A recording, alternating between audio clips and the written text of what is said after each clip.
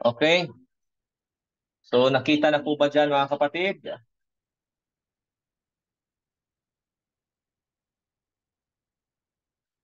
Bago po tayo Yes magsimula, po. pwede po bang si kapatid na Moises Pajardo ang ano sa atin, opening prayer? Let's pray.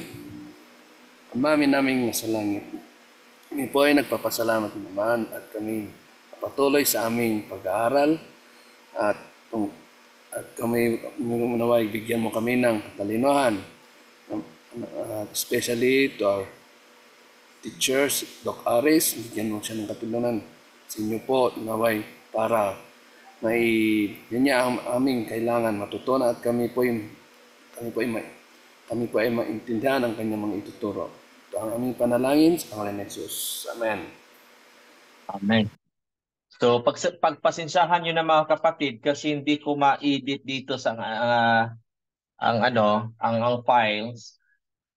So next time na lang po kasi itong subject na ito ay dapat kay ito kay Chaplain Major Basaron, Lakasan. So welcome po sa ating pag-aaral dito po sa ating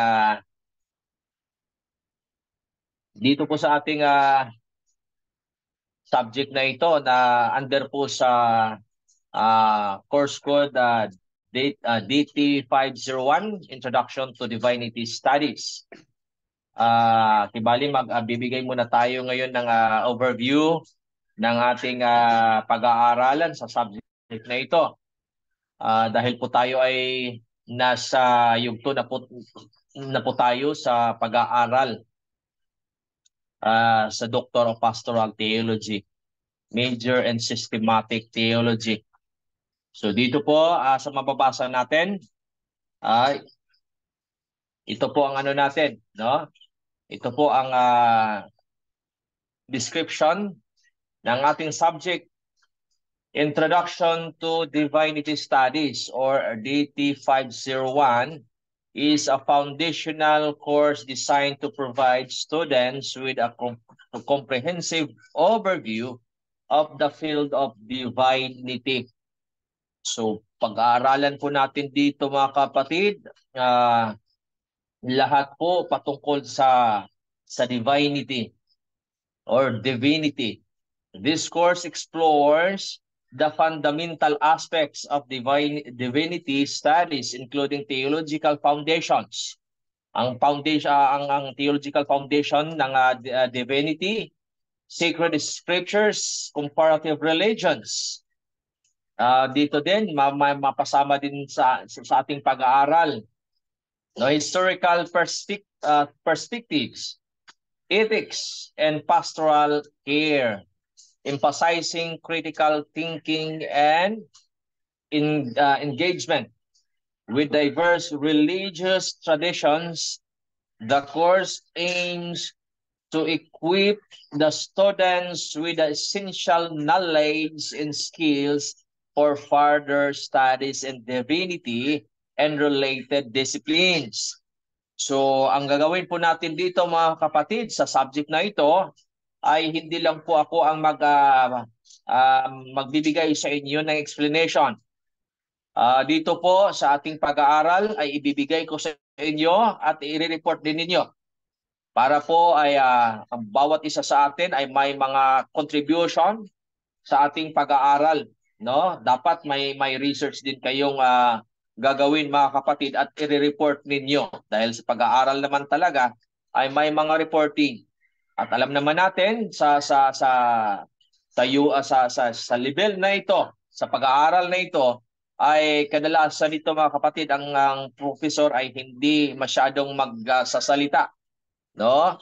Ang mga estudyante po ang magbibigay ng kanilang mga research output po mga kapatid. Ano po ang ating objective sa pag-aaral na ito? No?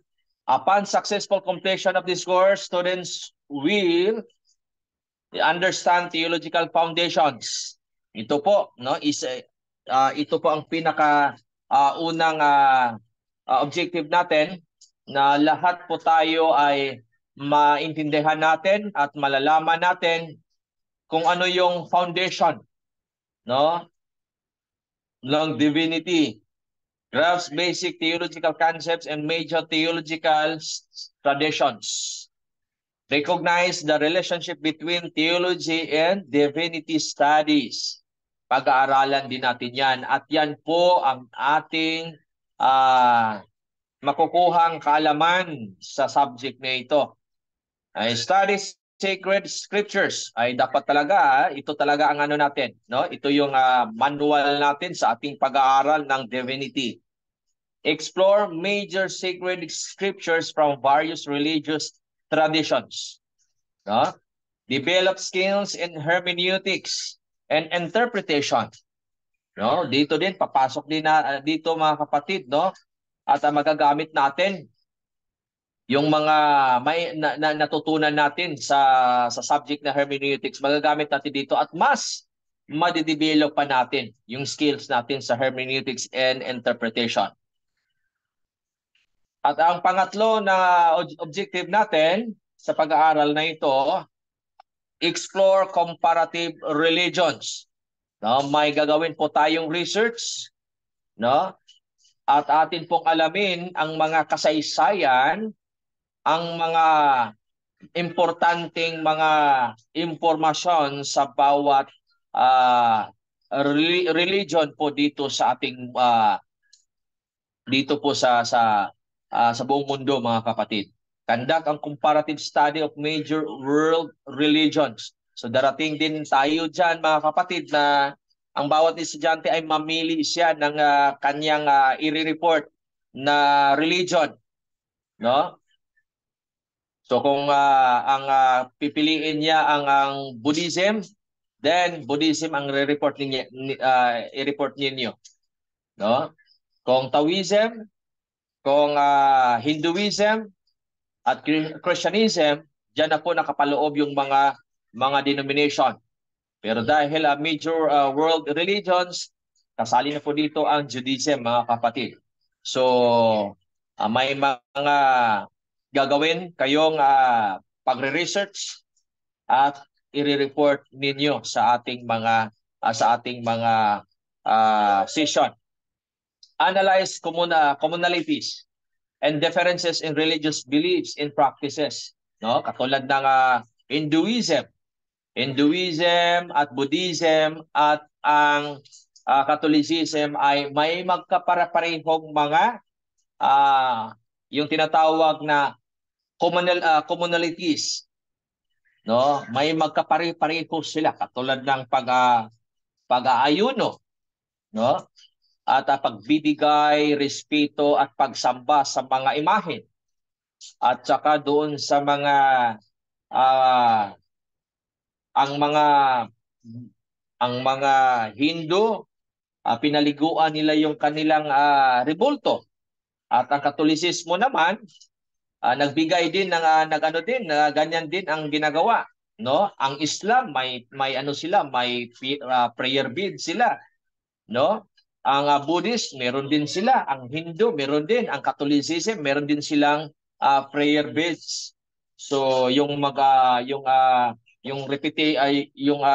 tawag dito, yung prayer nila na naka-memorize na lahat, no? Yun po, mga kapatid, magkapare-pareho. So pag-aralan din natin yan, mga kapatid. Yung mga practices din nila at yung kanilang mga paniniwala. Examine historical perspectives, yung mga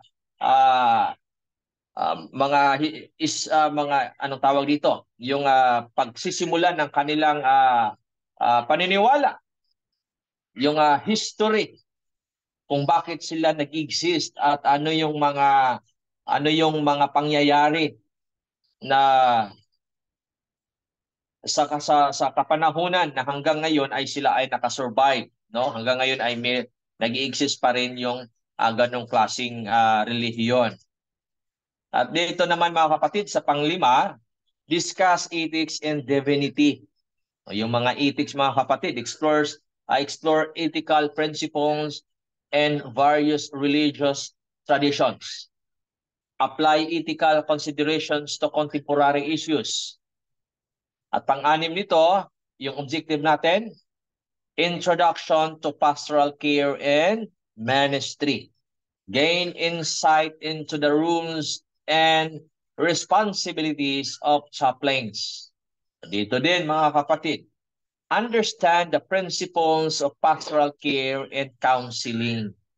No? Atin din yung maintindihan, no? At mas lalo pa nating mabuksan ang ating mga kaisipan, lalo na sa pagpatuloy na pag-aaral sa mga prinsipyo ng pastoral care and counseling. At ang pangpito nito mga kapatid, yung objective sa pag-aaral natin, sa subject na ito, to address contemporary issues. Ano yung mga issues na nag-i-exist at hanggang ngayon ay pinagdidibatihan. Discuss current challenges and debates within religious communities. No? Ang pero patungkol sa mga anong tawag dito, sa mga rebulto, walang pagtatalo diyan ang Katolisismo at ang mga Buddhism. Buddhist at saka mga Hindu kasi magkapare-pareho sila. So, may may debate man pero hindi masyado mga kapatid kasi pareho silang gumagamit ng mga imahe at kanilang dinadasalan. Ang may kunting debate lang doon sa mga figura, no? Yung mga imahe na uh, sinasabi sa mga Katolik na ito ay biblical, no? At hindi daw sila pagan, no? Pero ang ano naman ang mga Hindu at Buddhist naman na titingin sa kanila ay wala tayong pagkakaiba diyan, magkapareho tayo. Do iba-iba lang ang mga pangalan ng mga rebulto na ginagamit natin sa pagsamba. So, 'yun po mga kapatid, no? Yan po ang ating madadaanan sa pag-aaral natin ito. Examine the intersection of religion with societal, political, and scientific developments. Yun din mga kapatid. Na prerequisites. Ano din ito? No? There are no prerequisites for this course. An open mind, curiosity about different religious traditions, and commitment to academic integrity are essential. So dito mga kapatid, no, sa pag-aasa sa subject na ito ay talagang mas magiging malawak pa ang ating kaalaman patungkol sa iba't ibang relihiyon sa mundo mga kapatid. This course serves as a foundation for further exploration and divinity studies and prepares students for more advanced coursework in the field. So ang coverage po sa ating pag-aaral, week 1 to 2, no? Mga dalawang linggo mga kapatid, overview of the divinity studies. So dito na po nakapaloob yung pag-aaralan natin na introduction to the course and syllabus, definition and scope of divinity studies, historical overview of religious studies. At sa pagdating ng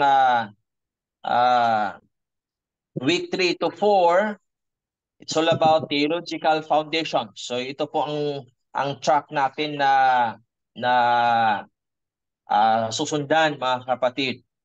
So kung makapasok ka na sa week 3 and 4, so mamimiss mo talaga ang introduction to the course and syllabus, definition, scope in divinity studies, historical overview of religious studies. Yan po ang iyong mamimiss. So dapat kailangan hindi po tayo mag-a-absent mga kapatid. At pagdating ng week 5 to 6, no? sacred scriptures. So it's all about the Bible, major sacred scriptures and various traditions, katulad ng Quran, no? Quran, Bible, yung libro ng mga Hindu, yung libro ng mga Buddhist, libro ng mga Mayans, no? So iba't ibang klasing mga libro, mga kapatid, yung tinatawag na banal na kasulatan na ginagamit ng mga iba't ibang mga religion sa mundo, yung mga major religion. Hermeneutics and interpretation. So at atin ding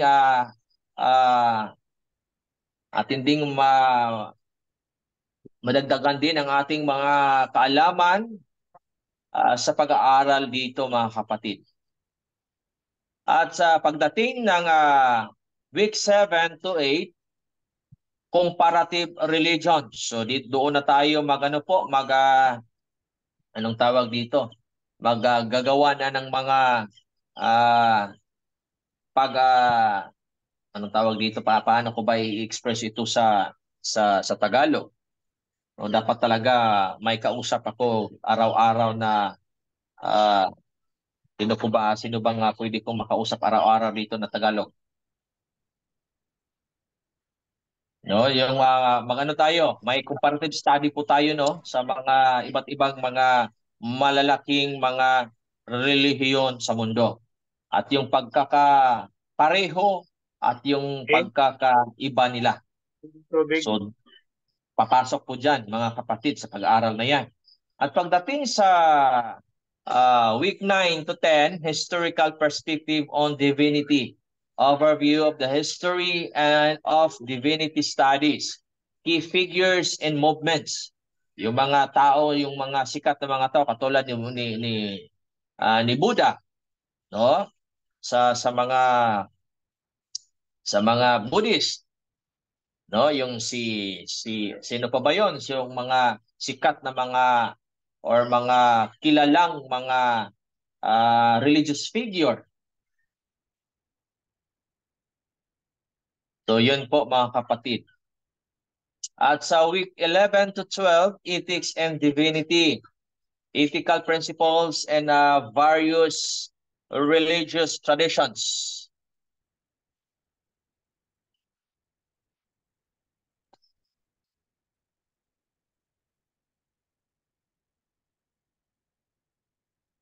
Okay. So ethical principles and various religious traditions. Application of ethical principles.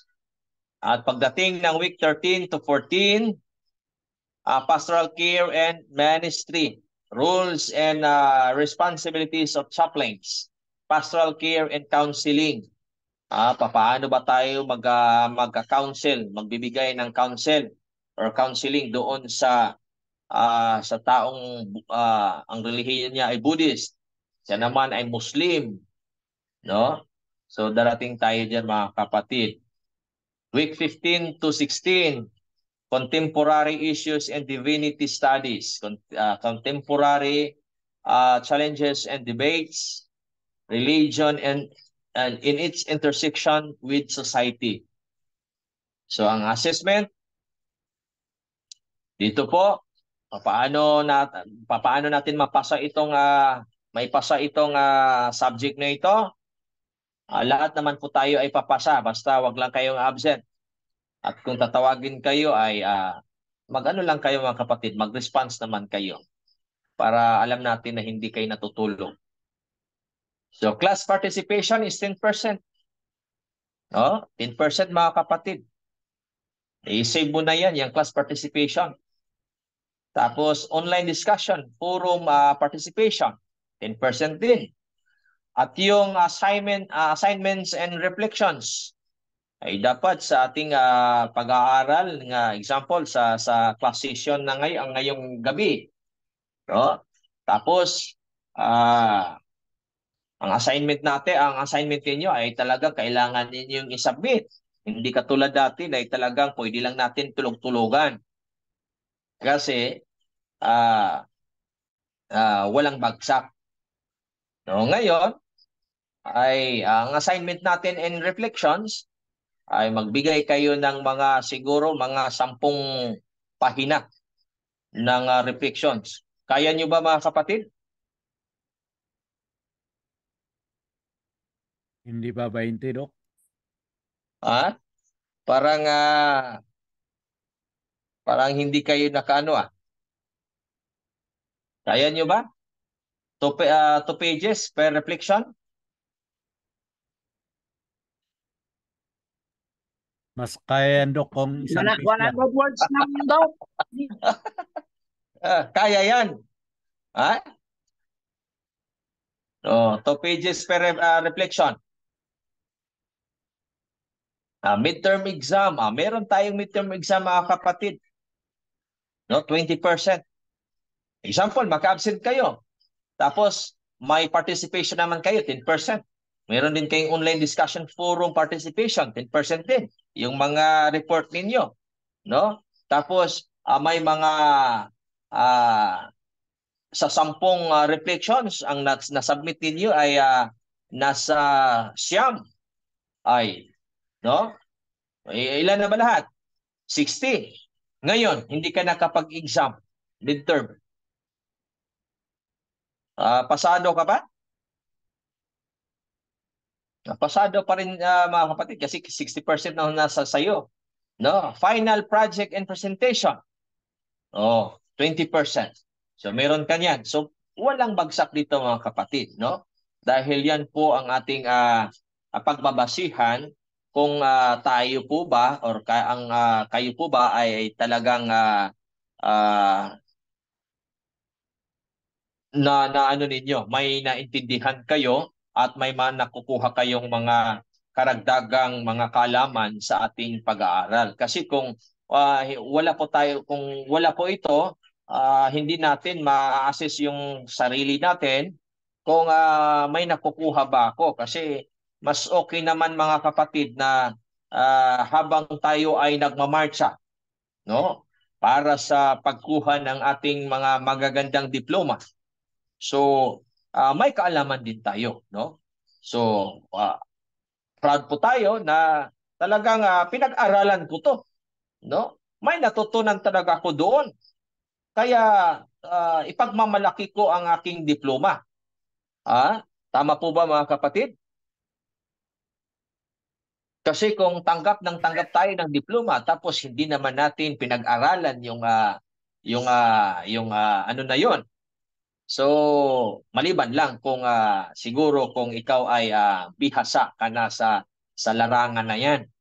Kasi hindi na 'yan kailangan pang hindi yan debatable mga kapatid kung baga, no? Pero sa ganitong theological na pag-aaral ay kailangan talaga mga kapatid, no? So, 10% na po ang ating class participation. Kung ako ay magtatanong sa inyo at kayo ay sumasagot at kayo naman ay nagtatanong, so maririnig lang natin yung mga boses ninyo diyan na diyan ko malalaman na kayo pala ay gising pa, no? Kasi ang subject na ito is 9 to 10. Iwan ko lang baka ito na ang regular na oras natin sa subject na ito. Kasi hindi ko alam mga kapatid kung kung ano pa ba kayo diyan or tulog na kasi naka-off lahat ng mga ano ninyo diyan, mga camera ninyo. Si Pastor Kilimar lang nakikita ko ditong naka anong tawag dito sa picture niya na anong tawag dito? Nakangisi. O sa Bisaya pa. Buti na lang pumunta dito si Pastor Arangco kasi magkapitbahay lang kami. No, isang pagitan lang ng puno ng papaya. Bahay na ni Pastor. Pumunta dito si Pastor, no? Na pasok na daw tayo sa subject. Akala ko 9 to 10 pa ako. So, maraming salamat talaga mga kapatid, no? At maraming salamat kay Pastor na pumunta siya sa akin dito. At nag-chat naman din si Doc Ray. Pagtingin ko ay wanted na daw ako. So hindi pa ako nakainom ng tubig, pero okay lang. No? So dito na tayo mga kapatid. Wala na bang susunod ah, na professor mga kapatid, or wala na bang ibang subject?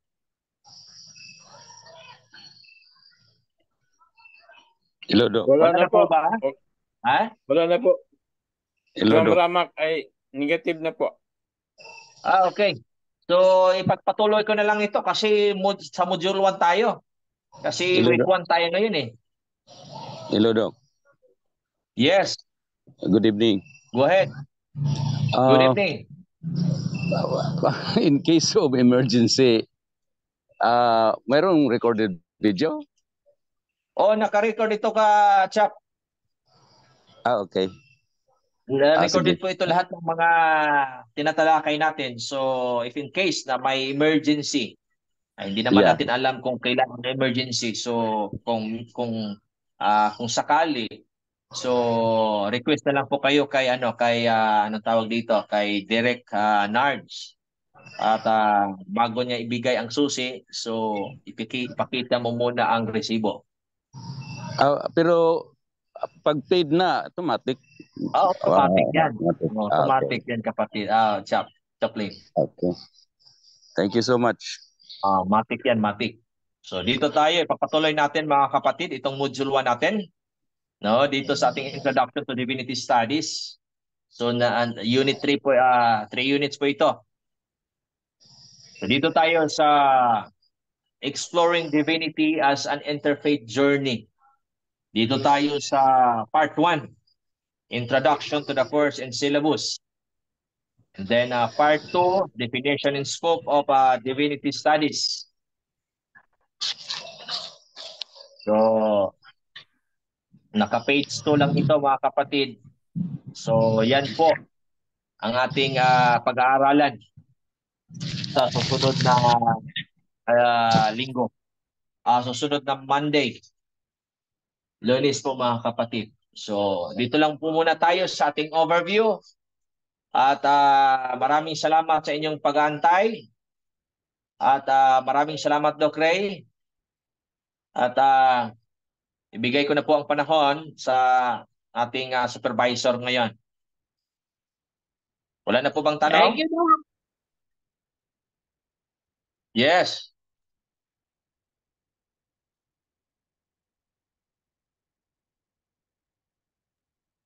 May reference ba tayo, Doc? Or textbook?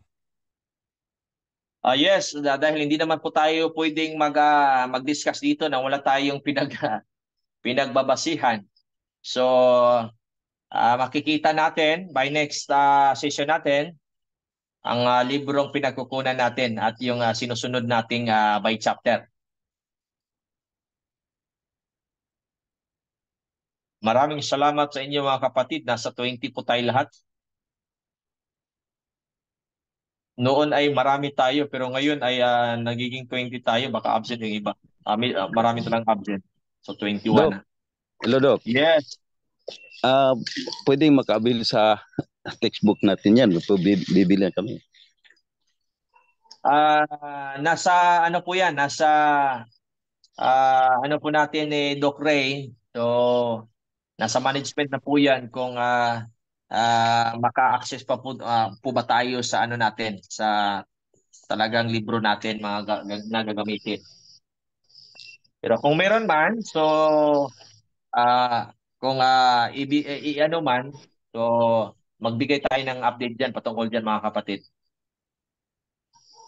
Okay, thank you again.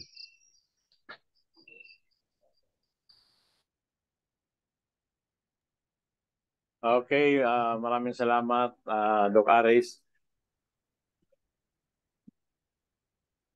At dahil negative po si Doc Ramak, Ma'am Ramak, ay maaga po tayong matatapos ngayon. Dahil negative na rin po si Doc Leia. So, at si Doc Arnel ay ngayon pala natin na-arrange na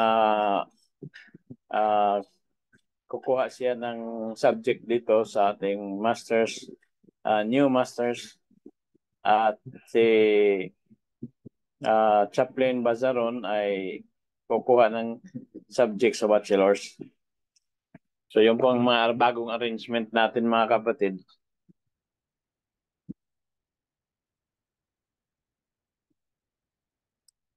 Sa ngayon, sa ating mga subjects, ay hindi pa po tayo magbibigay ng textbook hanggang hindi matapos ang subject.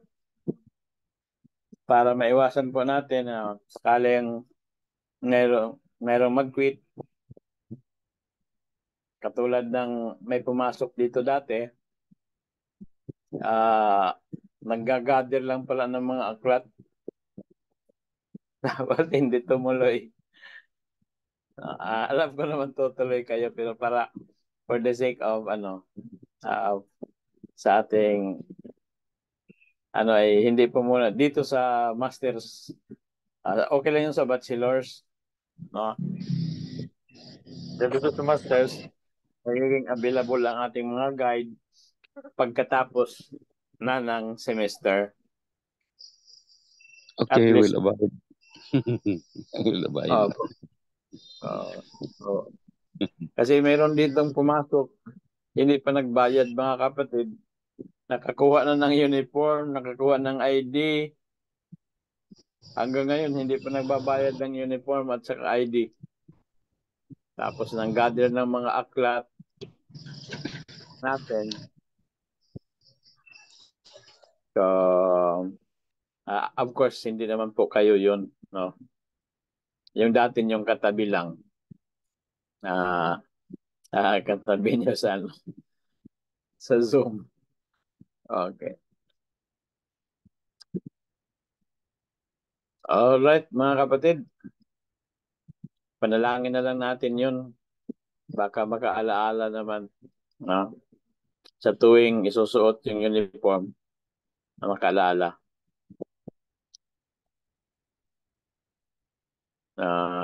Hindi pa pala sinuot ko hindi ko pa pala ito nabayaran, no? Hindi naman po kayo yon, no? Ibang tao yon eh. Ganda na talaga ang ano natin ngayon, Doc Ray, ang ID natin. Talagang hindi magbabago yung pangalan mo.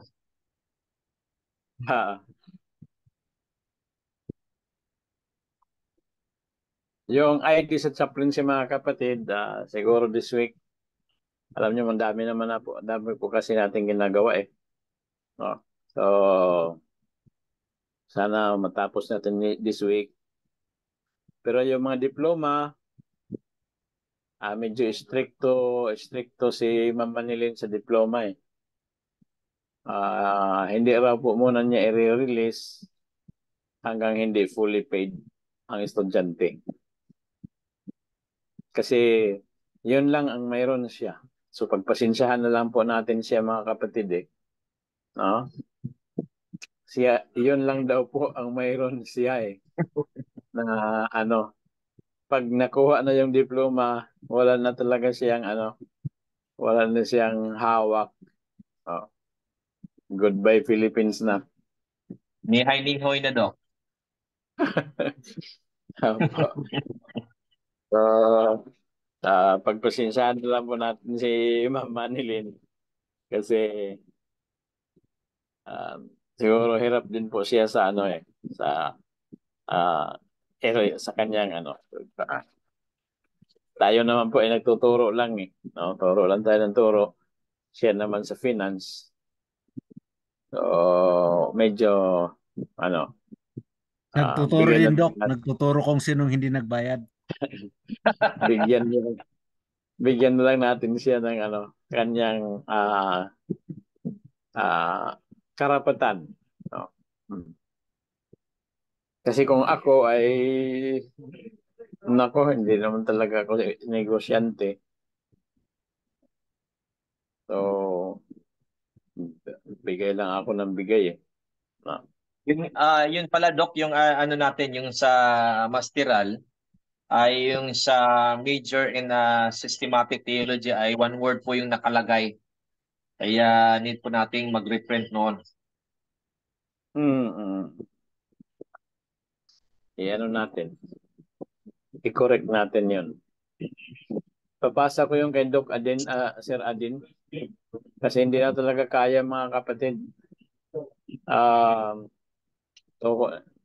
Tinututukan natin ang ating Dream for PA plus sa ngayon, ako pa po yung nakaka-handle ng 3 doctorate. Kaya mapapansin niyo, wala na po akong subject sa masters. At saka konti na lang po sa bachelors. Kasi kulang po tayo ng sa doctorate. Kulang po tayo ng instructor. Kasi si Dr. June, naka-focus naman po siya sa Master of Phytoscience at sa darating na Master of Public Health. Pag-pray natin mga kapatid na walang mga obstacles, sabi po sa Bisaya, mga kaulangan, at matuloy ang signing ng ating MOA, Memorandum of Agreement sa ating bagong campus sa San Jose del Monte. No?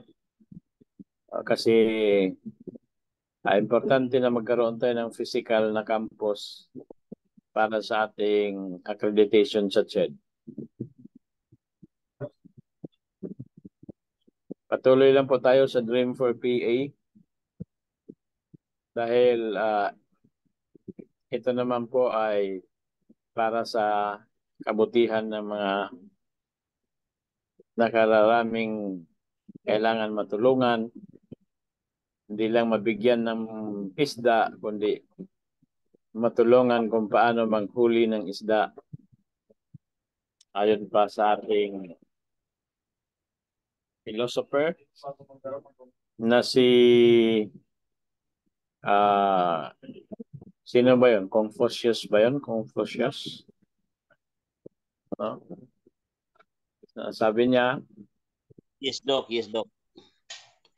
if you give man a fish and he will live for a day, but teach him how to fish and he will live for a lifetime. So yun ating purpose mga kapatid. Hindi po tayo dependent whether we win or we do not win seats in the Congress. Yun po ay patuloy nating gagawin. Pag nakakuha tayo ng 3 upuan mga kapatid, that's very good, no? Kasi mas lalong lalawak at lalago ang gawain.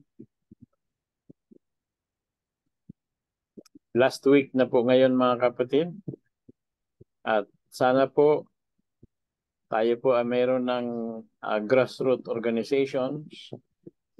Tayo po ay nakakuha na ng 15 na mga nucleus, magiging nucleus ng ating distrito. Kasi ang sikreto, walang iba, kundi yung sikreto na ibinigay sa atin ni Dr. Terry.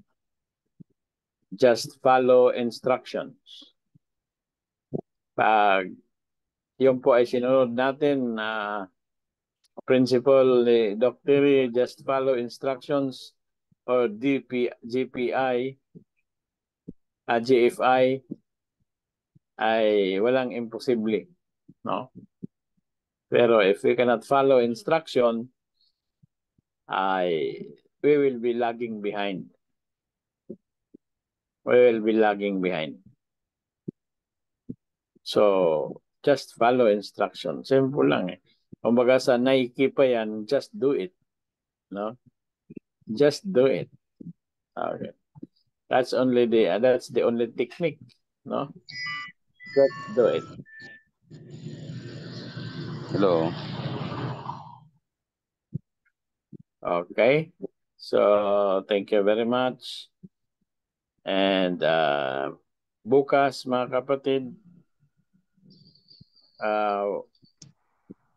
we are going to have a review of Greek 1.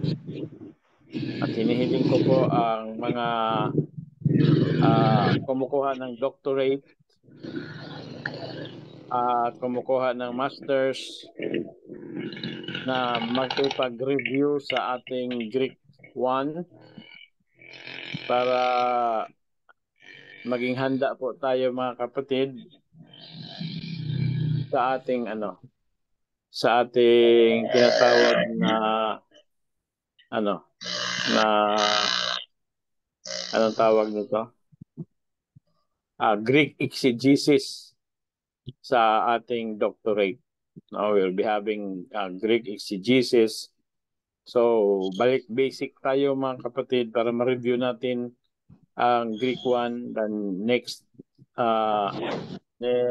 semester we'll Greek 2 para tayo po ay ma-review mga kapatid.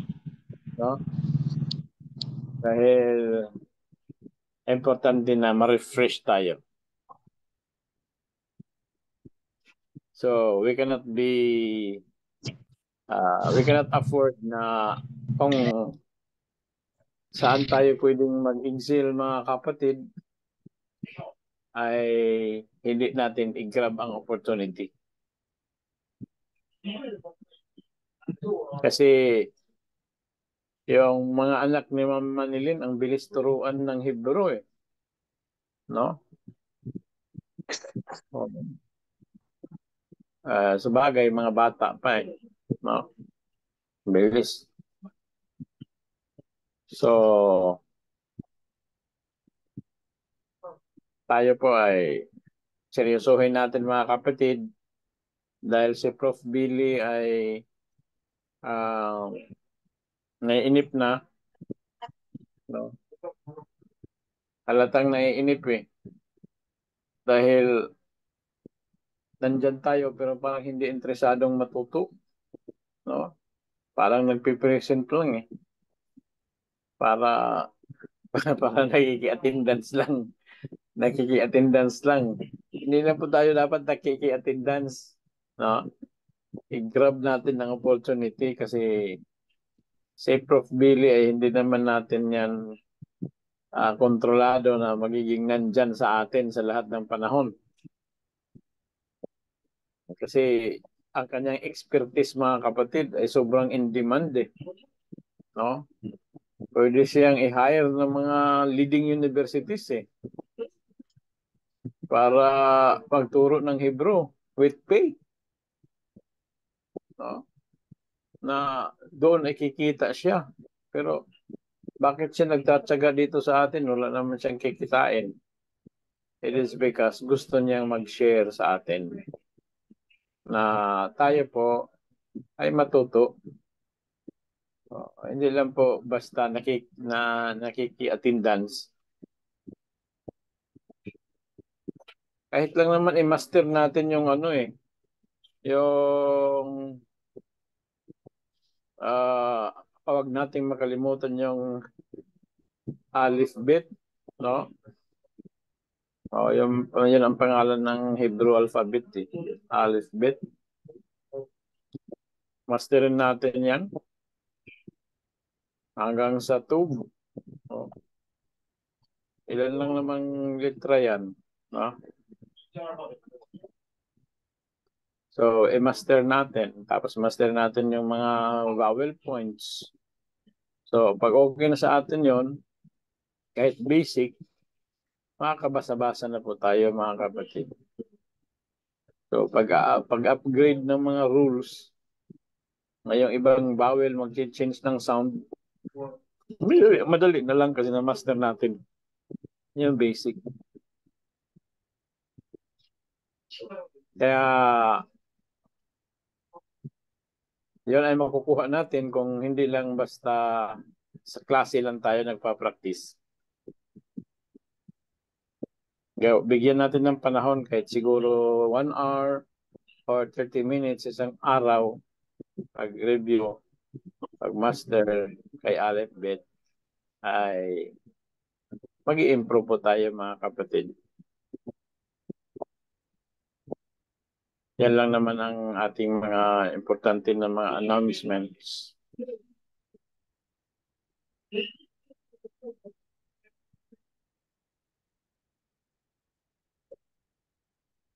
Siguro magre-review tayong Sabbath research every Tuesday kasi wala naman tayong sa Tuesday kung sa bagay meron tayong program sa Dream 4PA every Tuesday before the Greek. Naka-schedule pala. Okay, so yun lang po muna. Then, tingnan natin kung anong mga possible improvement natin or rather mga possible changes para maging mas lalong effective yung ating pag-aaral, maging epektibo ang ating pag-aaral dito sa LIMS. Panalangin natin pala mga kapatid, isama natin sa panalangin yung AKF Trinoma, Kaleo Fellowship Trinoma kasi medyo yung church planter na nakahawak doon sa venue na maganda sana ay parang ayaw niyang magpagamit sa atin kasi parang iniisip niya competition daw tayo. Na nga ako doon kasi mayroon palang competition sa evangelism. So, agtaka ako Sa bagay, pa lang bagong graduate lang siya ng ng Bachelor of Theology. Kaya iba pa yung pag-iisip niya. Akala niya mayroong competition sa ministry. So, nawa po ay bigyan tayo. Baka yun din naging kalooban din ng Panginoon para makakuha tayo ng isang venue na mas maganda. Kaysa doon. Yun sana ay wala nang babayaran tayo.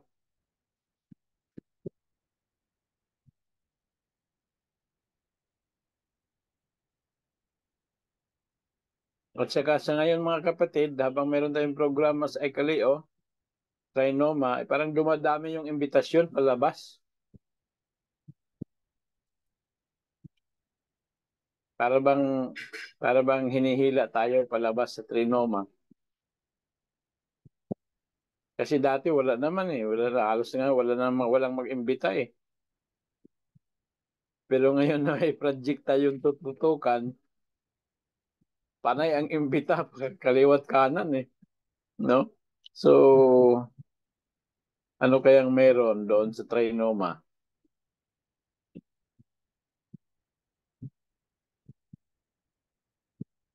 Okay, request natin si kapatid na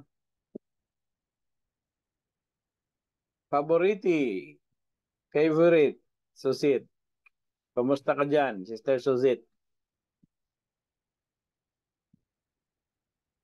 Hello, Doc. Good evening. Okay lang, Doc. Kailan ka luluwas ng Maynila?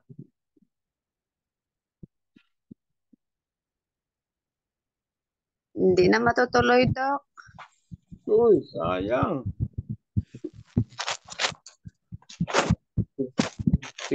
Siguro nakahanap ka na dyan. May tinatapos pa ako, Doc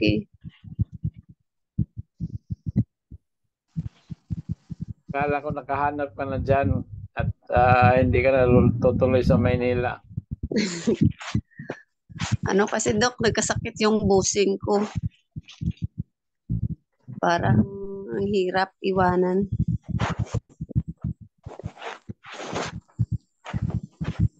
Okay, ikaw na po manalangin, kapatid. Ikaw na po, Doc, manalangin. Manalangin po tayo. Ama naming banal na ikaw po ang may-ari ng aming mahiram na buhay. Nasa langit po ang iyong tahanan. kami po ay nagpapasalamat sa gabing ito. Binigay mo po sa amin na muli kami nakapag-review sa tatalakayan namin mga subjects sa darating na mga araw. Salamat po sa mga pagkakataon na binigay mo sa amin na kami po makapagpatuloy sa pag-aaral sa iba't ibang subject na naukol po sa aming kurso.